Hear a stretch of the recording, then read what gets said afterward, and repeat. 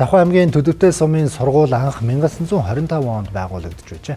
Тэгвэл энэ жил Төдөвтэй сумын ерөнхий боловсролын сургуулийн түүхт 100 жилийн тохиож байна. Жалхан цутагт Намдан базар Дэлв хотог Жамсранжав, Аргигийн Дамдан Чогдон тэргүүд хотог тувилгаадын үлгийн нутаг болсон Завхан аймгийн Төдөвтэй сумын дунд сургууль 100 жилийн түүхэн агаа тэмдэглэж байна. Завхан аймгийн Төдөвтэй сумын дунд сургууль нийт 3500 гаруй төгсөгчдийг төгсгөн гаргасан байна.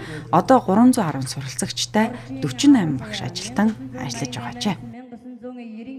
За манай сургуульд 1925 онд гадуутай хүрээний дэргэд ардын баг сургууль нэртэйгээр байгуулагдсан. Ингээд өнөөдөр 100 жилийнхаа арга хэмжээг зохион байгуулж байгаадаа маш их баяртай байна. Ингээ үе үеийн төгсөгчид багш ажилчид сургууль хүмүүжүүлэгчид эрдэмтэн мэргэд арга хэмжээнд байна. Хотоос зорин ирж баярын маань үйл ажиллагаа өргөн дэлгэр болж байна. Ингээд 100 жилийнхаа хүрээнд манайх одоо суралцагч руугаа чиглэсэн, багш нар руугаа чиглэсэн, төгсөгч руугаа чиглэсэн ингээд 3 чиглэлээр үйл ажиллагааны зохион байгуулсан байгаа.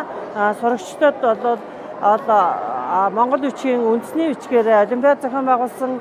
Энэ олимпиадад аймгийн 30 сургуулийн суралцагчид ирж ур чадвараараа уралдан одоо аваргуудаа шалгаруулсан байгаа.